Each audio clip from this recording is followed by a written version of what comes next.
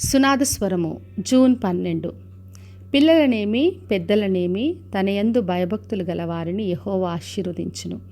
యెహోవా మిమ్మును మీ పిల్లలను వృద్ధి పొందించును. కీర్తనలు 115, 13, 14 వచనములు. మరి ప్రభు ఈ రోజున వాగ్దానం చేస్తున్నాడు. పిల్లలేమి పెద్దలేమి తన యందు భయభక్తులు గల వారందరినీ యెహోవా ఆశీర్వదిస్తాడని వాగ్దానం చేస్తున్నాడు. మరి యెహోవా మిమ్మును మీ పిల్లల్ని వృద్ధి పొందింపచేయనని చెప్తున్నాడు. మరి దేవుడికి ఏ భేదం లేదు. పెద్దవాళ్ళైనా పిల్లలైనా ఎవరైనా కూడా ఆయన యందు భయభక్తులు కల వారందరినీ కూడా ఆయన ఆశీర్వదించే దేవుడు. మనలను మన సంతానంను దీవించే దేవుడు. మరి అబ్రహాము దేవుని వెంబడించినప్పుడు పెద్ద వయసులో ఉన్నాడు. దేవుని యందు భయభక్తులతో విశ్వాసంతో ఉన్నందున దేవుడు ఆయనను గొప్పగా ఆశీర్వదించాడు. తర్వాత ఆయన సంతానమును ఇసుక రేణుల వలె ఆకాశ నక్షత్రం వలె దేవుడు గొప్పగా అభివృద్ధి పరిచాడు. మరి అబ్రహాము చూపించిన విశ్వాసాన్ని బట్టి దేవుడు ఆయనను ఆయన సంతానాన్ని గొప్పగా దీవించాడు.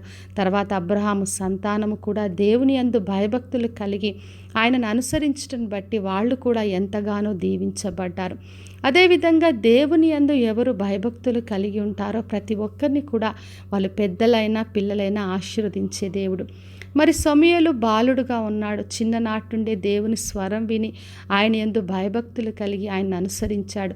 అందుకే సమూయేలు గొప్పగా దీవించబడ్డాడు. మరి దావీదు అన్నదమ్ముల్లో చిన్నవాడైనప్పటికీ కూడా దేవుని యందు హృదయానుసారుడుగా ఉండి గొప్పగా దీవించబడ్డాడు. తర్వాత దావీదును అతని సంతానమును దేవుడు అత్యధికంగా దీవించాడు. అందుకే ఎవరైతే దేవుని యందు భయభక్తులు కలిగి ఉంటారో ఆయన యందు ఆశీర్వాదం పొందుకుంటారు.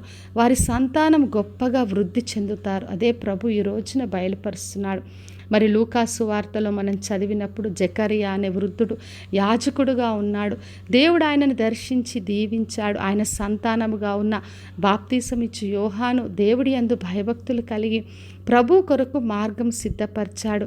వాళ్లే కాక సుమియోను, అన్నా వంటి ప్రవక్తి పెద్దలు ఎంతోమంది దేవుని మరి విశ్వాసంతో భయభక్తులు కలిగిన వాళ్ళు ఉన్నారు. మరి యేసుక్రీస్తుని ఎంతోమంది యవనస్తులు వెంబడించారు.